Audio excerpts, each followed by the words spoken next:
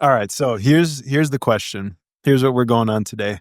So in the beauty industry, the time that you've worked within it, Mhm. with the perception of seeing all of the things, if you could change one thing about the way that people experience it and experience beauty in themselves from like just being in the salon, what would you say to someone? Or maybe like in the sense of like if there could be like a blanket statement in seeing all that you see that goes on in the salon, if you were to like tell someone something about beauty, the way they think about it to kind of better Yeah. themselves, where does that take you?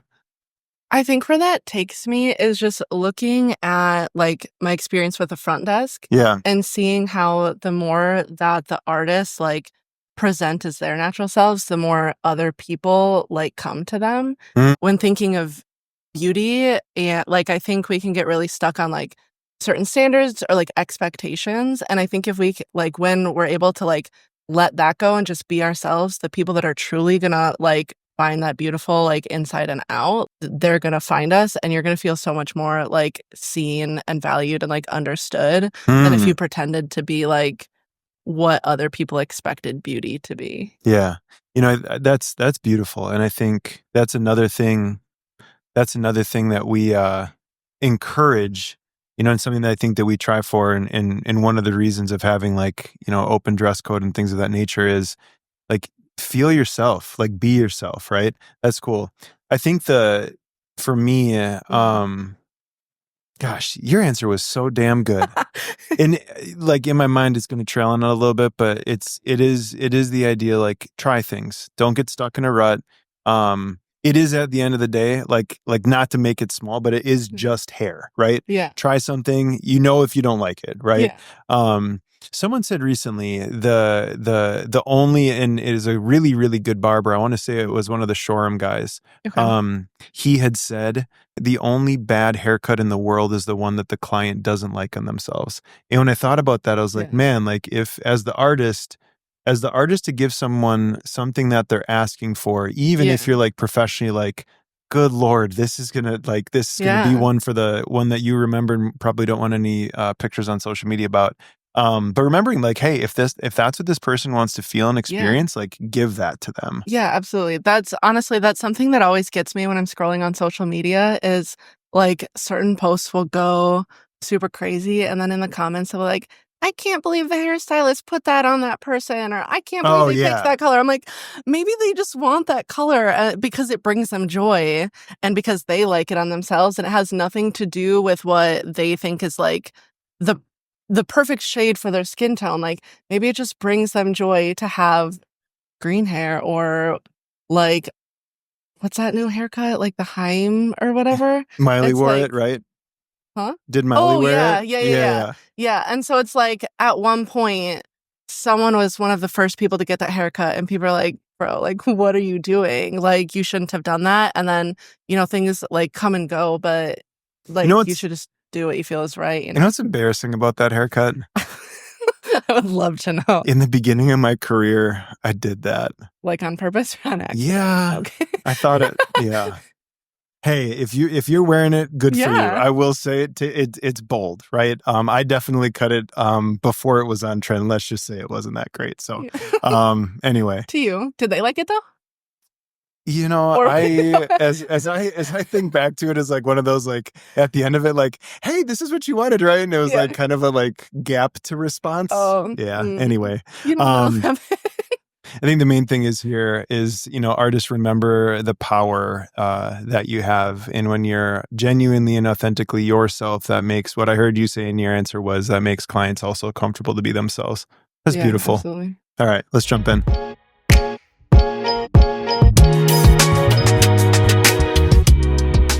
All right, so on today's episode, I have Ren here, and I'm going to explain about what she does, who she is, and some of the things. I won't give too much, though, so that people can't creep on you or steal you and take you to another country, because that's what I would want to do if they had access to Yeah. what your skill set is. Do you wanna go back and, like, give me a fake name then? Or It's too late now.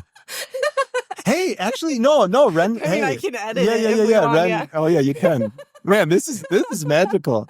All right, so hey, I wanna start with I was really trying to keep the intro tight and tidy, but you said something, and I'm going to begin with it.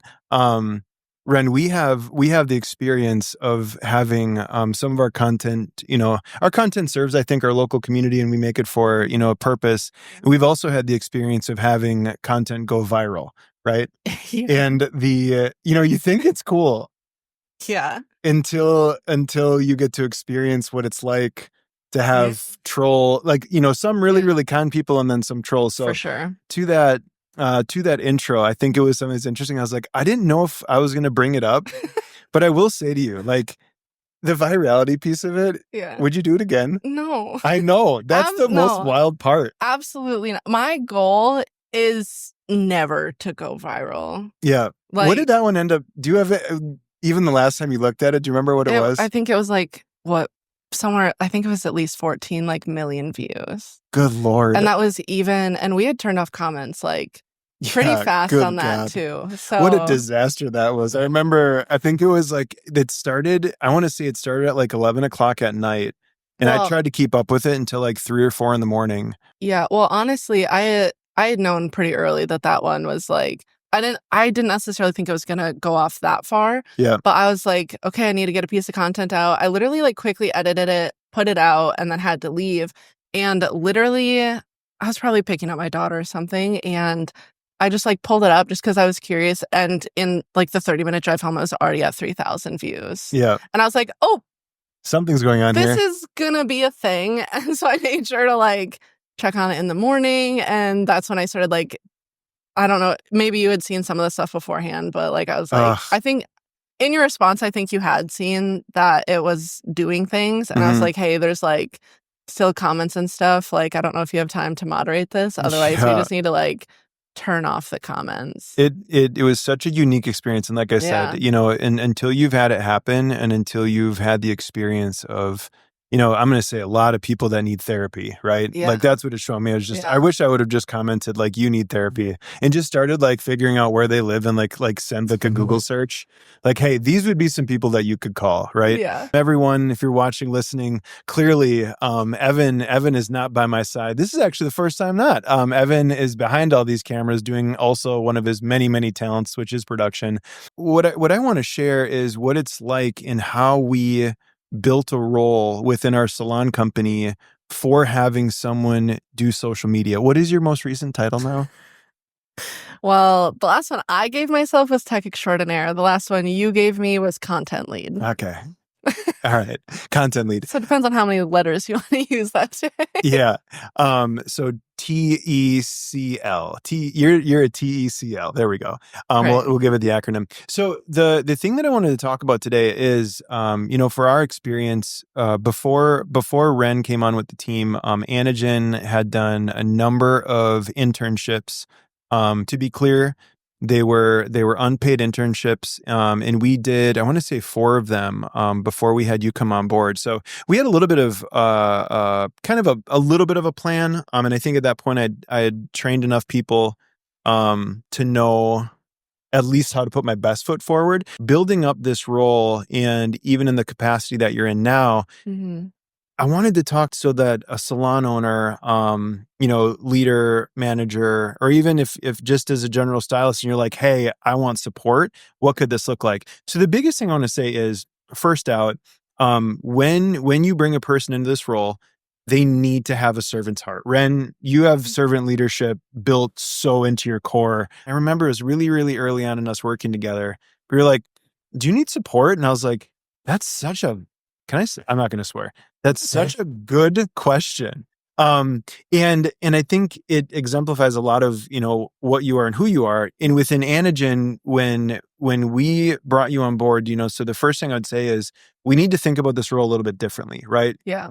So the main thing is obviously, like, if y'all are thinking about it, yes, you have to add something to your budget, and to be able to do that, you have to have cash flow and you need to be profitable, right?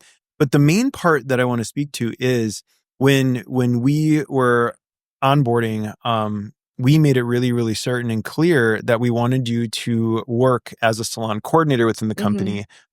We knew that we had social media focused ambitions, and your story is really beautiful because you were a client first. You had done some modeling with us, I think, for education, from what I remember back then. Yep. So yeah, I want to talk a little bit about that. Why was it important from your experience to come into the company in that support role of being a coordinator? How did that help you kind of grow into your role?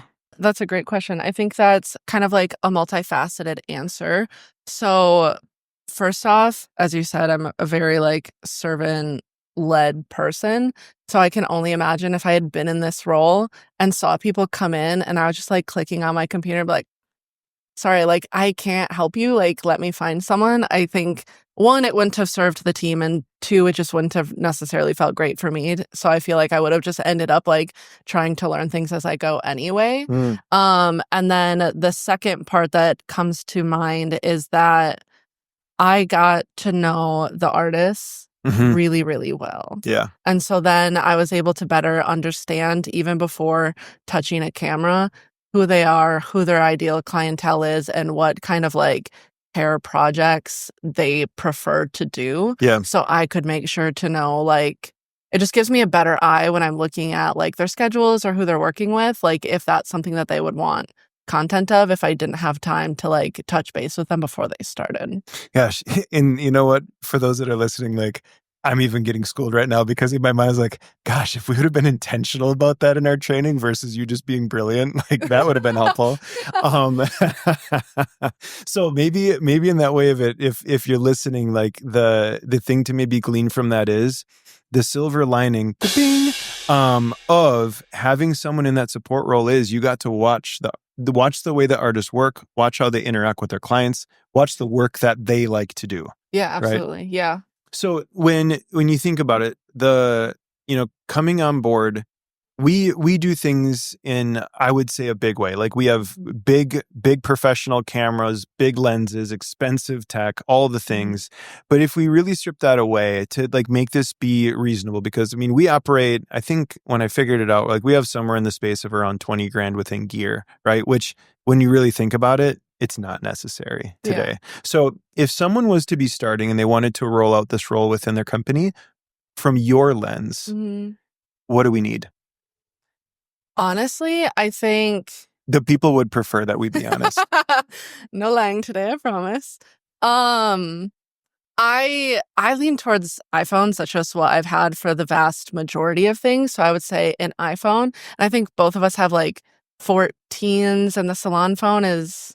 Do you know what that is? 13 maybe. Third, yeah, maybe, Maybe. maybe. She's a So little. it doesn't need to be like a super. It doesn't need to be the newest iPhone, but an iPhone and a gimbal. Yep.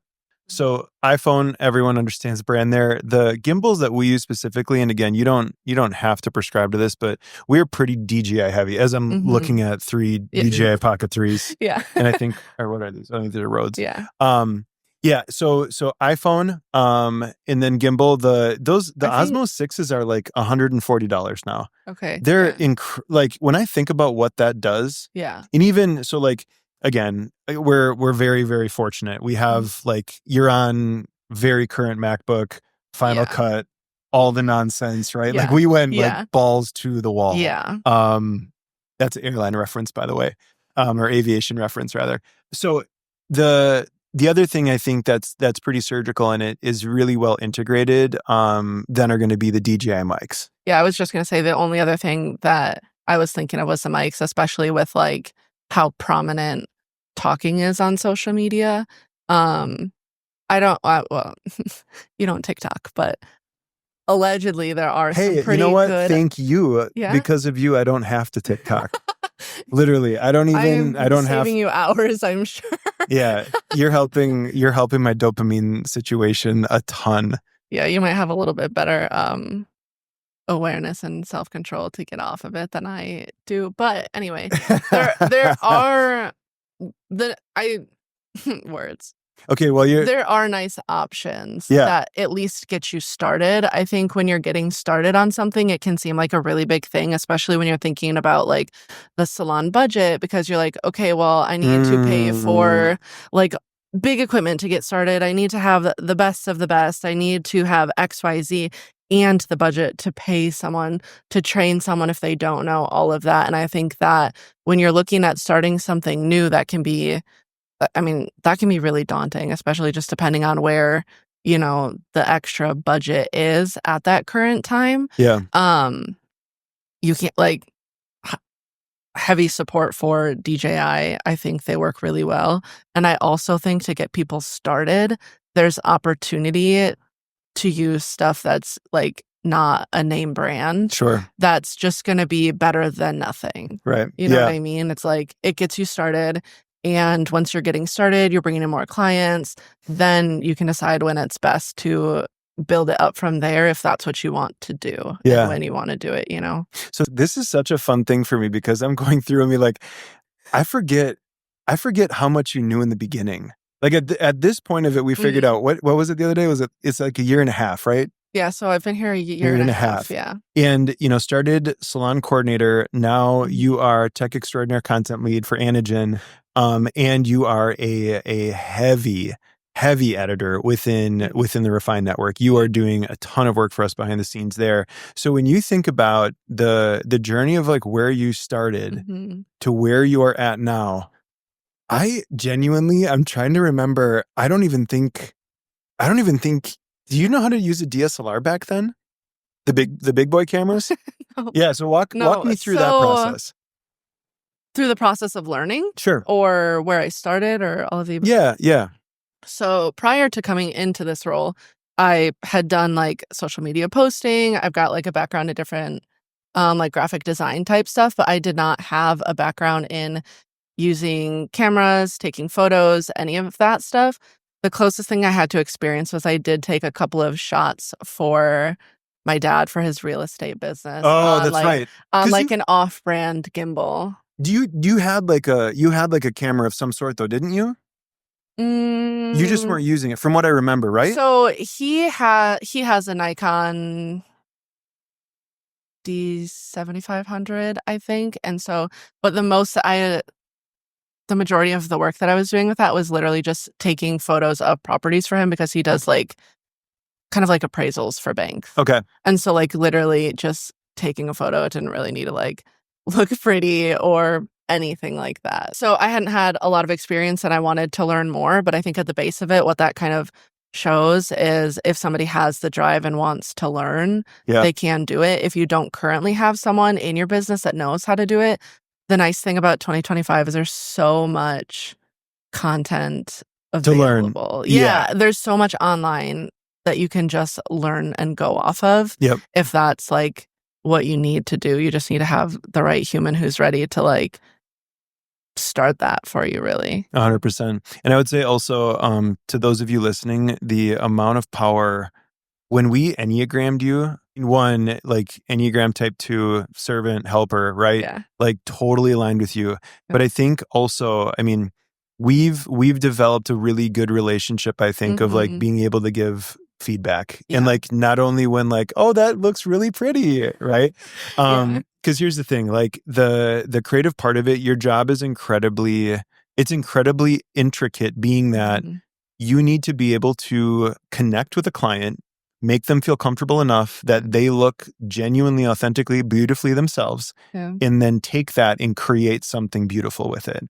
Right? So when you think of all those things, I think that one of the main things for me that was really helpful was by Enneagramming you, I better knew, not perfectly because I'm still learning, but I think I better had an understanding of how to communicate with you, and then also like in that creative process, I don't want to say this in a way of tiptoeing, but like where to be, just like remember, like we all have feelings, and in the creative space of it, like I think sometimes like the way that artists will give you feedback, I'm like, hey, like if the client told you that like the haircut was shit, how would that make you feel? Please understand that this human has feelings, and this job is just as technical in a very different way as absolutely. hair. Yeah. Awesome. So I think if we can pull, just a few things from this, one, remember that you can get started pretty much in any way. I will say from my experience with Ren in doing this, in the beginning of it, you're gonna know whether this is gonna be a natural fit for the human. And I also want to acknowledge you. We spent a lot of time. We spent a fair amount of time. I shouldn't say a lot of time. Like I gave you enough to make you somewhat dangerous and understand it, and then also gave you like, hey, around and find out. Like absolutely. If we create something that doesn't look great, we're going to review it and try and figure out what the we would do. Oh, I did swear. How many times did I say it? Just once. Oh, oh, well, okay. So within that, yes, have a human that has the ability to take things on. You're a self-starter. Once I gave you enough to understand it and be dangerous, Mhm. you took it from there. Yeah. And I think the other piece was you've always been very, very open to receiving feedback and giving feedback. Yeah, and I will say it, y'all, the experience I got to have this last week when you and Chia created that that reel as a testimony to the company, Mhm. that literally, I'm not gonna cry. That was one of the most special videos. Like if I go back, like I'm gonna say like it's up there in my mind with like like my wedding video, right? Like when you think of like just the amount of emotion, Yeah. energy, and the storytelling behind it. I just want to say to everyone listening, it is an investment and it is something that there's a learning curve to it. There needs to be grace and understanding, but bringing this role into our company and having you be a part of it has changed what we do. And the best thing is, I will say too, because we can all understand, imagine me trying to do what you do with your eye. You have such a better ability to connect with people and know, because of your time on TikTok and all the things, you know it's trending. I'm going to be in the weeds putting way too much in and be like, this is great, guys. Yeah. Like, hey, do you remember who our target demographic is? Yeah. All right, y'all. Well, hey, thank you so much for listening. Ren, thank you for all you do. I appreciate the human that you are. You truly are a servant leader, and it's brilliant what you can do with things that are like high tech, low tech, all tech, no tech. Appreciate you. Appreciate you. Thank you. Thanks, y'all.